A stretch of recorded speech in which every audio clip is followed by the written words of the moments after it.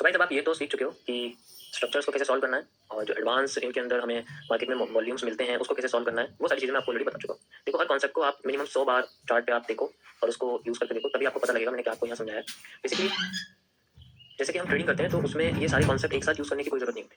ठीक है, उनके अंदर हमें बहुत बेसिक रखना पड़ता है, बहुत बेसिक चीज़ों को देखना पड़ता है। ये तो बस आपको मैं जो भी चीज़ें आपको बता रहा हूँ, ये फर्स्ट टाइम आपको यहाँ प्रॉब्लम देंगी, लेकिन जैसे जैसे आप चीज़ों को समझने लग जाओगे आपको इतना सब कुछ करने की जरूरत नहीं पड़ेगी। That's it. आपके सामने चाहे एक्सपेंड हो रहा होगा, कॉन्ट्रैक्ट हो रहा होगा, तो आप समझ जाओगे वाइलिप्स। आपको इसमें ड्राइंग बनाना, देखना, मेजर करने की कोई जरूरत नहीं है। आपकी ऑब्जर्वेशन ही ये सारी चीजें मेजरमेंट करती है। धीरे धीरे करके आपको आएगा, लेकिन इसके लिए आपको कम से कम 10 से 11 महीने का एक्सपीरियंस चाहिए। मतलब कम से कम आपको पता होना चाहिए कि मार्केट इस तरीके से काम करती है। उसके बाद उसमें से वही चीजें हम यूज करते हैं जो सबसे ज्यादा मुझे लगता है काम की है। सारी सारी चीजें यूज नहीं करते। जस्ट लाइक अगर मैं सिर्फ सपोर्ट रेजिस्टेंस पर आने वाले एम और डब्ल्यू को सॉल्व करता हूँ तो मेरे लिए काफी एम की टेस्टिंग, एम का ब्रेकआउट, डब्ल्यू की टेस्टिंग, डब्ल्यू का ब्रेकआउट, ये सारी चीजें मैं यूज कर सकता हूँ। अगर मैं एलिफ यूज करना चाहता हूँ तो मैं एलिफ यूज कर सकता हूँ। अगर मैं पीनट यूज करना चाहता हूँ तो मैं पीनट यूज कर सकता हूँ। तो बेसिकली ये सारी चीजें आपकी डिपेंड करती है कि आपको पता कितना है। ठीक है, लेकिन अगर नॉलेज सबकी रखेंगे तो हम सब चीज सॉल्व कर पाएंगे। कहने का मतलब ये है, क्योंकि मार्केट में एक चीज हर बार नहीं आती, सभी चीज एक एक बार आई जाती है। उसी कॉन्सेप्ट के लिए मैं आपको सारी चीजें बता रहा हूँ ताकि कुछ भी आ जाए आप उसको सॉल्व कर पाओ। लेकिन ट्रेडिंग में इतना कॉम्प्लेक्स नहीं करा जाता, ट्रेडिंग में चीजों को सिंपल रखा जाता है, जिसके बारे में आपको आगे आगे की फील्ड में बताऊँ। तो इसीलिए अब ये जो स्ट्रक्चर्स हैं ये देखते किस जगह पर हैं, और बेसिकली ये स्ट्रक्चर बनते हैं तो हमें बनते हुए देखना, अपने माइंड में पहले से बना के नहीं रखना कि यहाँ ये बने या यहाँ ये बनना चाहिए। अगर नहीं बन रहा है वहाँ पर वैसा, तो आपको सोचना ही नहीं, वो नहीं है तो वो नहीं है। अगर मैंने बोला कि पीरियड बनना चाहिए या पीरियड नहीं बना, यहाँ पर एलिप्स बन गया, तो ठीक है, मैं एलिप्स को सॉल्व करूंगा, मैं पीरियड के बारे में सोच ही नहीं रहा हूँ।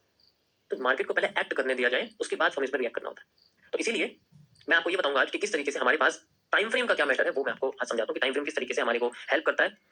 तो आज आपका जो कॉन्सेप्ट है वो CTA पर है, जिसे हम लोग चार्ट टाइम फ्रेम एनालिसिस कहते हैं।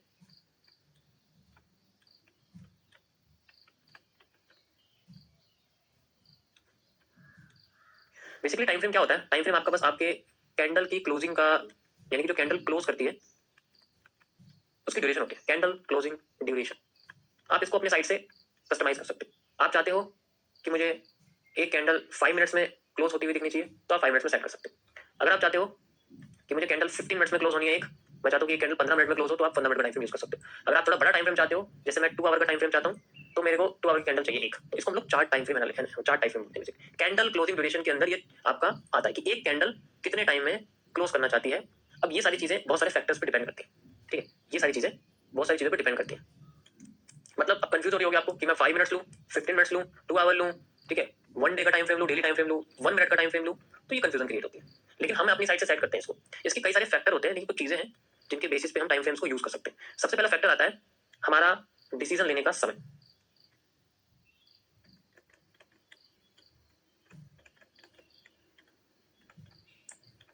डिसीजन मेकिंग ड्यूरेशन मींस कितना समय हमें चार्ट को सॉल्व करने में लग रहा है। ठीक है, जिसे हम लोग बोलते हैं सॉल्विंग टाइम।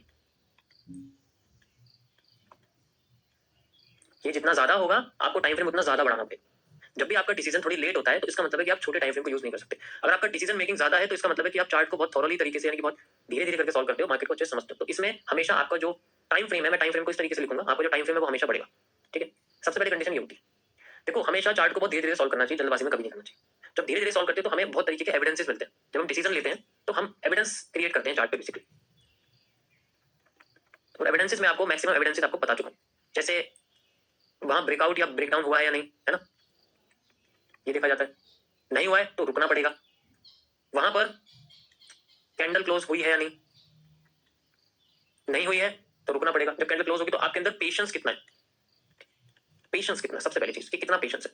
क्या आप कैंडल क्लोजिंग का वेट करो, आपका ब्रेकआउट भी हो गया लेकिन आप कैंडल क्लोजिंग का वेट करो, तो आप पेशेंस, आपका पेशेंस 1 मिनट का है, 5 मिनट का है, 15 मिनट का है, ये आपको पता होगा, ये मुझे नहीं पता हो सकता।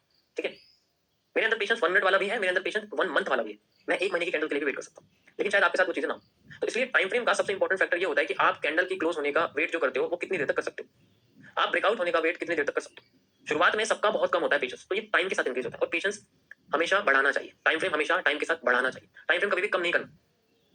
एविडेंस में ब्रेकआउट है, कैंडल क्लोजिंग है, और कई सारे सीसीपीज हैं। ठीक है, कई सारे सीसीपीज हैं जो मार्केट में बनेंगे। तो कितनी देर तक आप किसी सीसीपीज को बनने का वेट कर सकते हैं, वो एविडेंस इकट्ठा करने में जितना टाइम आपको लग रहा है उसके बेसिस पे आप लोग टाइम फ्रेम सेट करो।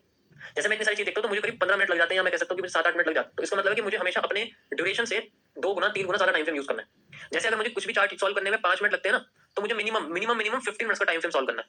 ठीक है, अगर मुझे सॉल्व करने में सिर्फ 2 मिनट लगते हैं तो मैं कम से कम 4 से 5 मिनट का टाइम फ्रेम सॉल्व कर सकता हूँ। ठीक है, लेकिन अगर मुझे थोड़ा टाइम लगता है, जैसे कि मैंने आपसे बोला कि मुझे 15 मिनट लगते हैं, तो मैं मिनिमम 30 मिनट से लेके और 1 घंटे का टाइम फ्रेम सॉल्व करूंगा, या 1 घंटे की कैंडल पे बैठूंगा, 1 घंटे के टाइम फ्रेम पर बैठूंगा।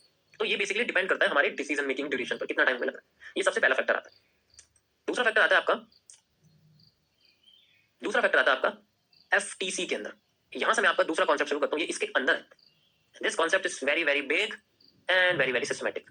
MMC के अंदर एक नया कॉन्सेप्ट मैं आज आपको शुरू कर रहा हूं, that is called the FTC, which is known as the fair trading concepts. यहां आपको सीखने को मिलेगा ट्रेडिंग से रिलेटेड सारा का सारा हिस्सा जो ट्रेडिंग में करते हैं। 99% लोग जितना भी मैं आपको यहाँ सिखा रहा हूँ वो ट्रेडिंग में ही इस्तेमाल करेंगे, तो इसलिए मुझे इसको बताना पड़ रहा है, वरना मैं एक एनालिस्ट हूँ तो मुझे ट्रेडिंग से रिलेटेड ज़्यादा नहीं बताना चाहिए, बट फिर भी मैं भी कभी कभी करता हूँ ट्रेडिंग, तो जितना मुझे एक्सपीरियंस है मैं आपको अपने एक्सपीरियंस से बता रहा हूँ। मैंने कुछ ट्रेड्स भी चल के दिखाई हुई हैं, बैलेंस भी ग्रो करके दिखाया हुआ है। अगर आप लाइव स्ट्रीम देखते हो तो आपको बेसिकली पता होगा कि मैंने कई बार बैलेंस को ग्रो किया है, 10 गुना 20 गुना किया हुआ है, $100 को $1000 में, और फिर $200 को $7000 में कन्वर्ट किया हुआ है। तो ये सारी चीज़ें मैंने ऑलरेडी कर चुकी। तो ये सारी FTC के अंदर के कॉन्सेप्ट्स हैं। तो अब FTC में क्या आता है? FTC में सबसे पहले चीज़ आती है आपकी, जो 3 पार्ट में मैंने डिवाइड करी हुई है। सबसे पहले आपके सामने आता है यहाँ पर, जिसे हम लोग बोलते हैं CMS। CMS का मतलब होता है the capital management system. CMS means the capital management system.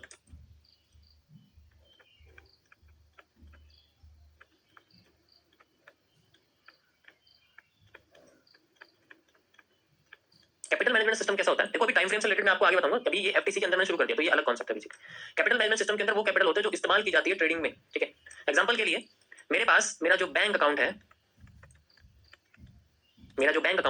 उसके अंदर 1 लाख रुपए हैं, ठीक है। ये मेरे टोटल बैंक अकाउंट में, ये मेरे पास मेरी सेविंग है। तो मैं क्या करूंगा, मैं पूरा पैसा कभी भी ब्रोकर के अंदर डिपॉजिट नहीं करूंगा। मुझे इस बैंक अकाउंट से ट्रेडिंग करने के लिए अपने किसी भी ब्रोकर के अंदर, ब्रोकर के ट्रेडिंग अकाउंट में मुझे पैसा डालना पड़ेगा, बिल्कुल। तो जब मैं उसके अकाउंट में पैसा डालूंगा तो पहले वेरीफाई करूंगा कि ब्रोकर लेजिट है, लाजमी है, सही है, गलत है, वो सारी चीजें। तो जब मैं ये चीज डिपॉजिट करूंगा यहाँ पर बेसिकली, तो मैं सारा पैसा डिपॉजिट नहीं करूंगा। अब इसके अंदर कैलकुलेशन में क्रिएट करूंगा। कैलकुलेशन कैसी कि मैं इसमें इस कैपिटल का सिर्फ 10% डिपॉजिट करूंगा, 10%, जो कि होता है करीब 10,000 रुपीज। आप इसको अपनी देश की करेंसी से कर सकते हो मल्टीप्लाई। जैसे कि आप यहाँ डॉलर चलते हो तो आप USD में कर सकते हो 10% अपने बैलेंस का। अगर आप किसी और कंट्री में रहते हो, कनाडा में रहते हो, तो आप कैनेडियन डॉलर से कर सकते हो। ऑस्ट्रेलिया में रहते हो तो ऑस्ट्रेलियन डॉलर से कर सकते हो। जापान में रहते हो जापानीज येन से कर सकते हो। तो आप अपनी करेंसी के हिसाब से कर सकते हो। ये 10% इसका हो गया। अब मैं ये अमाउंट बेसिकली ब्रोकर के अंदर डिपॉजिट कर दूंगा, ट्रेडिंग अकाउंट के अंदर।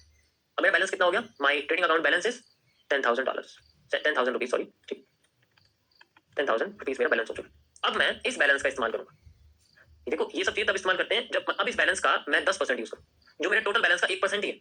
अगर मैं 1 लाख का 1% यूज करता हूं तो कितना बैठता है? 1,000 रुपए। और 1,000 रुपए 10,000 का क्या है? 10% है। तो मैं 10,000 का क्या यूज करूंगा अब आगे? 1%। अब ये जो 1% यूज करूंगा ये अब उसके अंदर नहीं आएगा, ये आगे सिस्टम होता है। तो ये यहां तक तो आपका कैपिटल मैनेजमेंट सिस्टम यूज होता है। यहां तक मैं इस तरीके से अपने कैपिटल मैनेजमेंट सिस्टम को यूज करूंगा। जब ये पैसा मेरे ट्रेडिंग अकाउंट में आता है, इसके बाद शुरू होता है दूसरा सिस्टम, जिसे मैं बोलता हूं RMS। RMS यानी कि risk management system.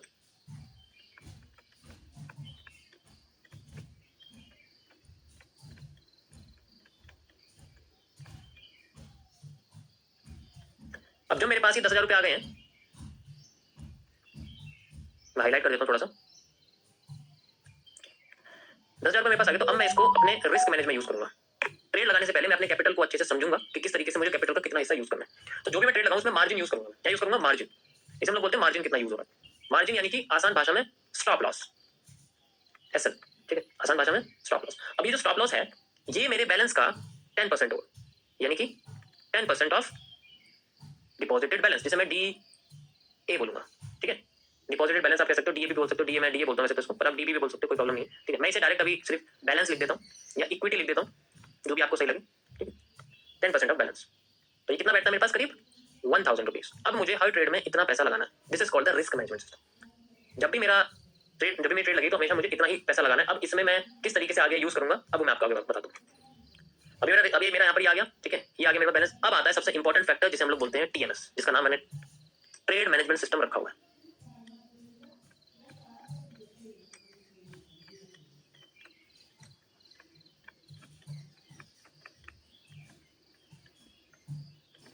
Trade management system में अब मेरे पास जो मेरा स्टॉप लॉस आ गया है, that is called 10% of my balance, जो कि था मेरे पास 1,000 रुपए, ठीक है। अब मैं क्या करूंगा, अब जब भी मेरी ट्रेड लगेगी तो मैं स्ट्रक्चर के हिसाब से स्टॉप लॉस लगाऊंगा। स्ट्रक्चर के हिसाब से स्टॉप लॉस लगाऊंगा, तो उसमें जो मेरा स्टॉप लॉस आएगा उसके बिहाफ पे मुझे लॉट साइज सेलेक्ट करना पड़ेगा। अभी मैं फॉरेक्स ब्रोकर की बात कर रहा हूँ, ठीक है। तो आप अपने हर ब्रोकर के हिसाब से बात कर सकते हो, जिसमें लीवरेज सिस्टम यूज होता है, आप उनका वाला सिस्टम यूज कर सकते हो, ठीक है। लेकिन मैं अभी आपको यहाँ पर बेसिकली फॉरेक्स ब्रोकर के बारे में बात करूंगा जिनमें लॉट सिस्टम यूज होता है, ठीक है। जैसे कि कोई भी फॉरेक्स ब्रोकर जिनके अंदर 0.01 लॉट या 1 लॉट यूज होता है, ठीक है। तो यहाँ पर मैं क्या करूंगा, जितना मेरा स्ट्रक्चर आता है, एग्जांपल के लिए जैसे मेरे पास एक पीरेंट आया है, ठीक है, पीनेंट आने के बाद मार्केट नीचे गिर गई है और इस जगह पर मार्केट में मेरा जो स्टॉप लॉस है, यहाँ मैंने एंट्री ली है और मेरा स्टॉप लॉस है वो यहाँ तक आया हुआ है। मैंने स्टॉप लॉस को यहाँ तक रखा हुआ, यू कैन सी, ठीक है, ये मेरे पास आ चुका है।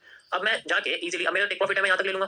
टेक प्रॉफिट हमेशा मेरे रिस्क से ज्यादा होगा। मेरा जो रिवॉर्ड होगा, ये मेरा क्या है, ये मेरा रिवॉर्ड है, मतलब मेरा प्रॉफिट मेरा कितना होना चाहिए, ठीक है। और ये मेरा क्या है, इसे हम लोग रिस्क बोलते हैं, रिस्क।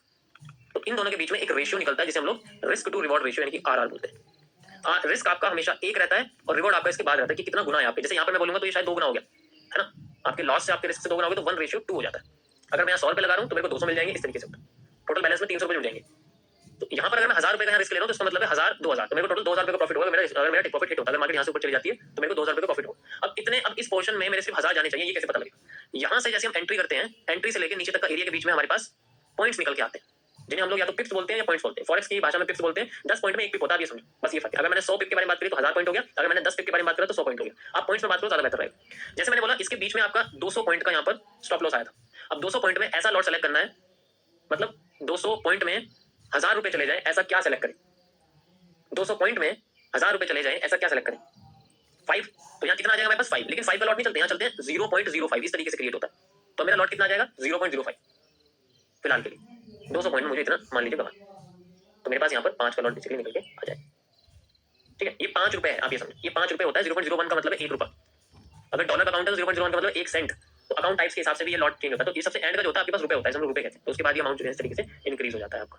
अगर एक लॉट होगा तो इसका मतलब 100 रुपए इस तरीके से क्रिएट होता है। अगर मैंने बोला ना आपके 1.00 तो इसका मतलब 100 रुपए हो गए। एक पॉइंट में 100 रुपए लेंगे। अब यहाँ 0.05 का मतलब है कि अगर मार्केट 1 पॉइंट लेगी तो मुझे 5 रुपए मिलेंगे, 200 पॉइंट लेगी तो 1000 रुपए मिलेंगे। तो इसी तरीके से अगर मार्केट 1 पॉइंट मार्केट अगेंस्ट में आ गई तो मेरे 5 रुपए लॉस में चले जाएंगे, लेकिन अगर मार्केट 200 पॉइंट अगेंस्ट में आ गई तो मेरे 1000 रुपए लॉस में चले जाएंगे। तो इस तरीके से हम लॉट साइज सेलेक्ट करते हैं। अब ये लॉट साइज बढ़ता घटता रहता है पॉइंट्स के हिसाब से। जितना बड़ा पॉइंट हो जाएगा उतना लॉट कम हो जाएगा। जैसे मैंने बोला आपसे यहाँ पर 200 की बजाय अब यहाँ पर सीधे आपका 1000 पॉइंट का स्टॉप लॉस आया, तो अब आप कितना लॉट लोगे 0.01 ही लोगे भाई। एक पॉइंट में 1 रुपया हिलना चाहिए। तो अगर 1000 पॉइंट हिल गई मार्केट अगेंस्ट में तो मेरे 1000 रुपए चले जाएंगे। अभी पॉइंट्स बढ़ेंगे कैसे, जब टाइम फ्रेम बढ़ेगा। जब टाइम फ्रेम बढ़ेगा तो लॉट्स बढ़ते हैं, क्योंकि पॉइंट्स बढ़ जाते हैं। तो इसीलिए अगर आपका बैलेंस छोटा है, जैसे मैंने आपको वाला बैलेंस समझाया, इस बैलेंस पर अगर हम करते हैं तो इसका मतलब है कि हमें करीब 5 से 15, ये तो हर मार्केट का अपना अलग अलग होता है। आपको ये देखना पड़ेगा कि मैं जिस मार्केट में कर रहा हूँ उसमें किस टाइम फ्रेम पे कितना पॉइंट्स का स्टॉप लॉस निकल के आता है एवरेज, जब भी स्ट्रक्चर को मैं सॉल्व करता हूँ। अगर मैं पीरियड सॉल्व कर रहा हूँ तो उसका स्टॉप लॉस मेरा कितना निकल के आएगा। अगर मुझे लगता है कि इतना निकल के आ रहा है कि मेरे बैलेंस का 10% है तो ठीक है, अगर नहीं है तो इसका मतलब है कि आपका, अगर वो ज्यादा आ रहा है, अगर लॉस ज्यादा आ रहा है तो उसका मतलब है कि आपका टाइम फ्रेम बड़ा है, आपको टाइम फ्रेम छोटा करने की जरूरत पड़ेगी। तो छोटा टाइम फ्रेम बेसिकली आपके स्टॉप लॉस को छोटा करता है, आपको छोटे बैलेंस चलने में मदद करता है। लेकिन इसी जगह से अगर मैं आपसे बोलता हूँ कि 1 आवर का टाइम फ्रेम है तो वहां पर आपको स्टॉप लॉस मिलेंगे 1000-2000 पॉइंट के। वहां पर आप 10,000 रुपए से नहीं कर सकते, वहां पर आप बहुत ज्यादा कैपिटल चाहिए, बहुत ज्यादा बड़ा कैपिटल चाहिए। तो बेसिकली टाइम फ्रेम डिपेंड करता है आपका स्टॉप लॉस कितना आएगा, ठीक है। उसी के हिसाब से आप बैलेंस चूज कर पाओगे। तो हर टाइम फ्रेम का अपना अलग बैलेंस यूज करना पड़ता है। आपसे अगर बोलूं कि 1 डे का टाइम फ्रेम अगर आप यूज कर रहे हो, एक दिन में एक कैंडल बन रही है, तो इसका मतलब ये है कि आपका बैलेंस भी 1 डे के टाइम फ्रेम के स्टॉप लॉस के हिसाब से होना चाहिए। क्योंकि एवरेज, अगर मैं बिटकॉइन की बात करूंगा तो एवरेज 1 डे के टाइम फ्रेम पे 4 से 5000 पॉइंट्स का स्टॉप लॉस आता है। अब आप बताओ मुझे, इसमें आप लगा लोगे, लॉट ही नहीं आएगा, 0.01 से नीचे लॉट नहीं होता।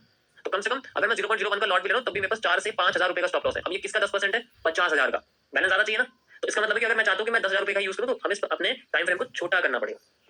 लेकिन छोटा टाइम फ्रेम रिस्की होता है, उसमें पेशेंस नहीं होता, फॉर्मो क्रिएट होता है। But for balance we have to do this. तो इस तरीके से आपका जो ट्रेड मैनेजमेंट सिस्टम है वो काम करता है सेकंड पॉइंट में, जब हम लोग टाइम फ्रेम को सेट करते हैं, ठीक है। तो टाइम फ्रेम भी अपने बैलेंस के हिसाब से चूज करना चाहिए। अगर मुझे लगता है कि मेरा बैलेंस छोटा है तो मैं टाइम फ्रेम बड़ा नहीं ले सकता, नॉट मोर देन 15 मिनट्स। अगर 10,000 रुपए का बैलेंस है ना तो 15 मिनट से ऊपर टाइम फ्रेम में यूज नहीं कर सकता। अगर हाँ मेरा ज्यादा है, मेरा 1 लाख रुपए का मैं लॉस ले सकता हूँ ना, तो मैं टाइम फ्रेम कोई सा भी यूज कर लूंगा, कोई प्रॉब्लम नहीं है। तो इस तरीके से आपका बेसिकली टाइम फ्रेम काम करता है। इसे हम लोग बोलते हैं चार्ट टाइम एनालिसिस, और ये एफटीसी के अंदर का एक पार्ट है।